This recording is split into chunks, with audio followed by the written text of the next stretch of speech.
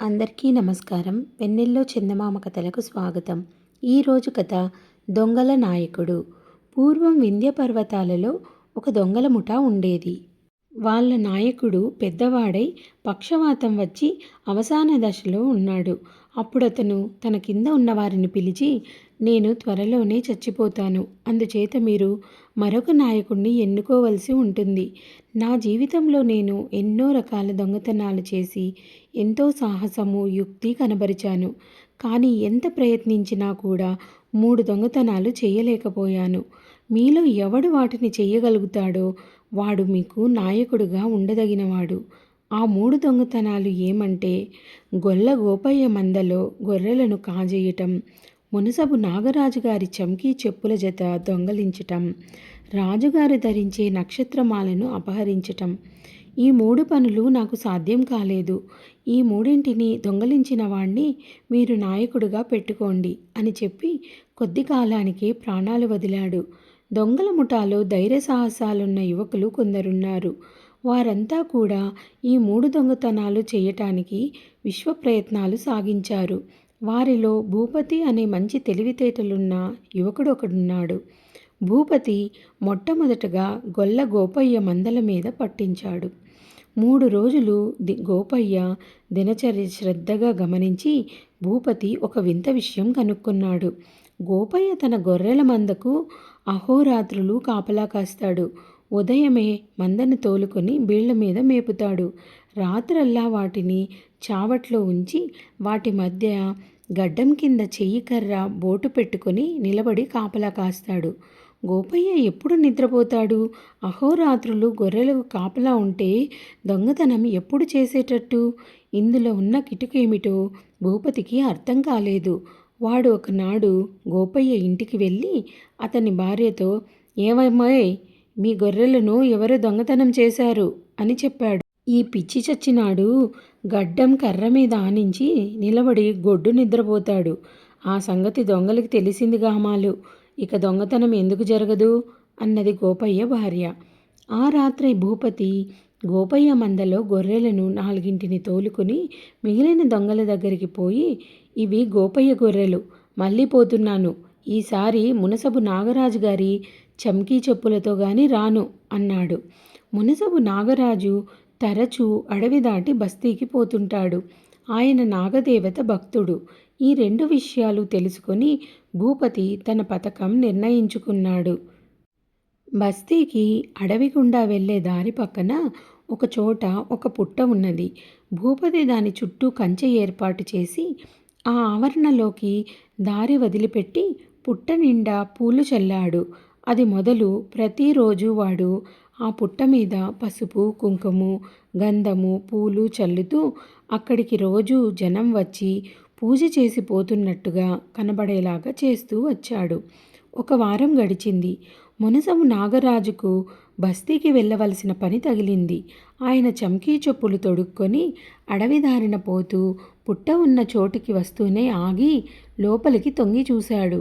అక్కడ చాలా రోజులుగా నాగపూజ జరుగుతున్నట్టుగా స్పష్టంగా కనపడింది.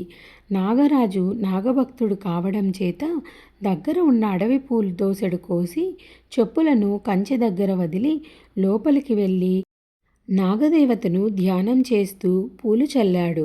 పక్కనున్న పొదల్లోనే నక్కి ఉన్న భూపతి మునసబు గారి చమ్కీ చెప్పులను సంగ్రహించి అడవికి అడ్డం పడి వెళ్ళి దొంగల ముఠాను చేరుకున్నాడు. ఇవి మునసబు నాగరాజు గారి చమ్కీ చెప్పులు. ఈసారి రాజుగారి నక్షత్రమాలతో మీకు కనిపిస్తాను అన్నాడు. భూపతి తిన్నగా రాజధానికి వెళ్ళి రాజుగారి నక్షత్రమాల తస్కరించటానికి అనేక రకాల ఎత్తులు ఆలోచించాడు. రాజుగారికి 3 కుమార్తెలున్నారు గాని మగపిల్లలు లేరు. ఈ విషయం ఆధారం చేసుకుని నక్షత్రమాల హరించటానికి భూపతి ఒక ఎత్తు వేశాడు. వాడు 3 మాసాల పాటు బైరాగులతో తిరిగి గడ్డము, మీసాలు, జుట్టు పెంచాడు. వాళ్ళ వేషభాషలన్నీ గమనించాడు. తాను కూడా ఒక జింక చర్మం చంకన పెట్టుకొని రాజభవనానికి వెళ్ళి, బదరీ ఆశ్రమం నుంచి వస్తున్నాం, రాజుగారిని దీవించిపోవాలని వచ్చాం అని కబురు చేశాడు. రాజు భూపతికి దర్శనమిచ్చాడు. రాజు మెడలో నక్షత్రమాల ఉన్నది. అది సులువుగా లక్ష్య చేస్తుంది. భూపతి చెయ్యెత్తి రాజుని ఆశీర్వదించి, మీ కుమారులెక్కడా? వారిని కూడా దీవించి వెళ్ళిపోతాం అన్నాడు. రాజు ముఖం సిగ్గుతో జేవురించింది. నాకు కుమార్తెలే ఉన్నారు, ఇంకా కుమారులు కలగలేదు అన్నాడు ఆయన. భూపతి ఆశ్చర్యం అభినయిస్తూ, ఈ నక్షత్రమాల ధరించిన వారికి పుత్రసంతతి కలిగి తీరవలెనే అన్నాడు. రాజుకు ఆ సంగతి లోగడ ఎంత గొప్ప జ్యోతిష్కులు చెప్పలేదు. నిజానికది భూపతి కల్పన. రాజు ఈ మాట విని ఆశ్చర్యపోయాడు. ఏది, ఆ హారం ఒకసారి చూడనివ్వండి అని భూపతి రాజు మెడలో ఉన్న నక్షత్రహారాన్ని తీసుకుని దాన్ని శ్రద్ధగా పరీక్షించినట్టు అభినయించి, అనుకున్నంత అయ్యింది. దీని చేతిలో కొన్ని తప్పులున్నాయి. వీటిని రాత్రిపూట నక్షత్రకాంతిలో పరీక్షించి అవసరమైన మార్పులు చెబుతాను. ఆ తరువాత మీకు మగ సంతానం తప్పక కలుగుతుంది, కలిగి తీరవలే అన్నాడు. ఆ రాత్రి భూపతిని రాజభవనంలోనే ఉంచారు. భూపతి హారాన్ని తెల్లవార్లు నక్షత్రకాంతిలో పరీక్షిస్తూ, ఇంకా రేవతి ఉదయించలేదు, ఇంకా రోహిణి ఉదయించలేదు అంటూ కాలయాపన చేస్తున్నాడు. నక్షత్ర పరీక్ష జరిగేటప్పుడు అక్కడే ఉన్న రాజోద్యోగులందరూ నిద్రకు జోగసాగారు. మూడో జాములో అందరూ నిద్రమత్తులో ఉన్న సమయంలో భూపతి చల్లగా రాజభవనం దాటి హారంతో సహా మాయమయ్యాడు. భూపతి నక్షత్రహారాన్ని తీసుకురాగానే దొంగల ముఠావాణ్ణి తమ నాయకుడుగా చేసుకున్నారు. అయితే రాజు భూపతి చేసిన పనిని మెచ్చుకొని అతనికి పెద్ద ఉద్యోగం ఇస్తానని చాటింపు వేయించాడు.